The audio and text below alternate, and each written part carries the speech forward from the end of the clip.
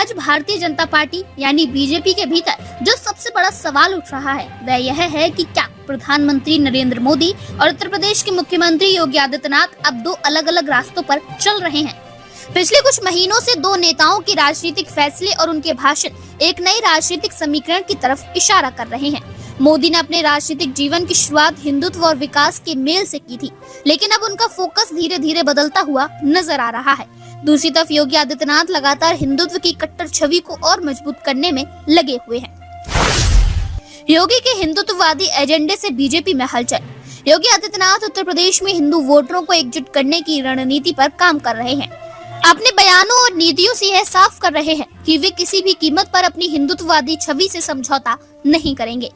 हाल ही में योगी सरकार ने कई मदरसों की फंडिंग पर रोक लगा दी है और कई वक्फ संपत्तियों की जांच के आदेश दिए हैं। रामनवमी, कांवड़ यात्रा और हिंदू त्योहारों को भव्य तरीके से मनाने पर जोर दिया जा रहा है। लव जिहाद और धर्मांतरण विरोधी कानून को और सख्त किया जा रहा है। कई शहरों के नाम बदलने का अभियान भी जारी है, जिससे हिंदुत्ववादी वोट बैंक को मजबूत किया जा सके। मोदी का बदला हुआ रुख, अब मुसलमानों के लिए गिफ्ट क्यों? वहीं दूसरी ओर प्रधानमंत्री नरेंद्र मोदी अब मुस्लिम समुदाय के प्रति एक नई रणनीति अपनाते हुए दिखाई दे रहे हैं।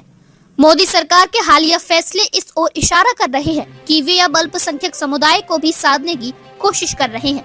हज यात्रा की सब्सिडी फिर से शुरू करने की चर्चा है। प्रधानमंत्री जन विकास कार्यक्रम के तहत मुस्लिम बहुल क्षेत्रों में बड़े पैमाने पर इंफ्रास्ट्रक्चर डेवलपमेंट, मदरसों के आधुनिकीकरण के लिए विशेष फंडिंग, मुस्लिम लड़कियों की शिक्षा के लिए विशेष योजनाएं, वक्फ बोर्ड के मामलों में नरमी और विवादित संपत्तियों को लेकर नया अध्यादेश। अब यह सवाल उठता है कि क्या मोदी सरकार सच में मुस्लिम समुदाय को साधने की कोशिश कर रही है या सिर्फ 2029 की तैयारी है? दिल्ली में मुस्लिम कार्ड, योगी को रास नहीं आया। दिल्ली में केजरीवाल सरकार ने हाल ही में कई बड़े फैसले किए हैं जो साफ तौर पर मुस्लिम समुदाय को फायदा पहुंचाने वाले हैं। दिल्ली वक्फ बोर्ड के फंड में इजाफा, मुस्लिम छात्रों के लिए छात्रवृत्ति योजनाएं, इफ्तार पार्टियों में बड़ी सरकारी भागीदारी, हज यात्रा पर विशेष सुविधाएं। दिल्ली में बीजेपी और सहयोगी सरकार ने भी मुस्लिम समुदाय के लिए कुछ खास योजनाएं लागू की हैं, जैसे योगी आदित्यनाथ और उनके समर्थक नाखुश बताए जा रहे हैं। सूत्रों के मुताबिक योगी आदित्यनाथ इस नई रणनीति से बिल्कुल भी सहमत नहीं है और उनका मानना है कि ये बीजेपी के कोर वोटर को कमजोर करने का कदम हो सकता है। मोदी बनाम योगी, 2025 में बढ़ेगा टकराव। मोदी 75 वर्ष के होने वाले हैं। क्या बीजेपी में बड़ा बदलाव होगा? 6 महीने बाद नरेंद्र मोदी 75 साल के हो जाएंगे। बीजेपी में एक अनौपचारिक नियम है कि 75 साल की उम्र पार करने के बाद नेता को सक्रिय राजनीति से रिटायर होना चाहिए। हालांकि यह नियम अमित शाह और मोदी की जोड़ी ने कई बार तोड़ा भी है, लेकिन सवाल यही है कि क्या मोदी खुद इस नियम का पालन करेंगे? अगर मोदी सक्रिय राजनीति से संन्यास लेते हैं तो अगला बड़ा हिंदुत्ववादी चेहरा कौन होगा? जवाब साफ है, योगी आदित्यनाथ। क्या मोदी और शाह नहीं चाहते कि योगी आगे बढ़े? सूत्र बताते हैं कि बीजेपी नेतृत्व नहीं चाहता कि योगी इतनी जल्दी राष्ट्रीय राजनीति में प्रवेश करें। मोदी शाह की जोड़ी ने कई बार योगी को बैकफुट पर लाने की कोशिश की। 2024 के चुनावों में उत्तर प्रदेश में भाजपा को जो नुकसान हुआ उसे योगी पर डाला गया।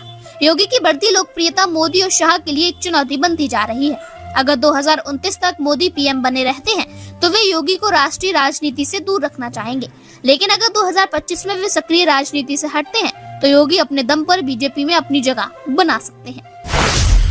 चौथा भाग, बीजेपी के अंदर बढ़ती खींचतान।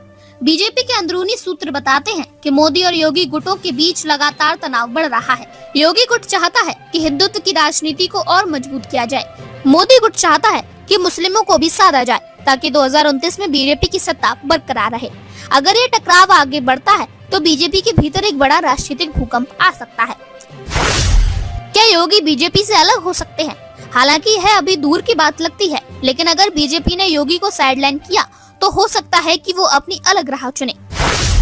मोदी और योगी, बीजेपी का भविष्य क्या होगा? नरेंद्र मोदी और योगी आदित्यनाथ अब दो अलग अलग राहों पर हैं। मोदी समावेशी राजनीति की ओर बढ़ रहे हैं, जबकि योगी हिंदुत्ववादी राजनीति की ओर कट्टर बन रहे हैं। दिल्ली सरकार और केंद्र की नीतियां अब मुस्लिम समुदाय को भी साथ लेने की कोशिश कर रही हैं, जबकि योगी इस रुख से असहमत हैं। अगले 6 महीने में मोदी 75 साल के हो जाएंगे, जिससे बीजेपी में सत्ता संघर्ष और बढ़ सकता है। 2029 तक मोदी सक्रिय रहते हैं तो वे योगी को बैकफुट पर रखना चाहेंगे, लेकिन अगर वे हटते हैं तो योगी का हिंदुत्व ब्रांड और मजबूत हो सकता है। तो क्या 2025 या 2029 में योगी बनाम मोदी का संघर्ष होगा? बीजेपी में यह जंग शुरू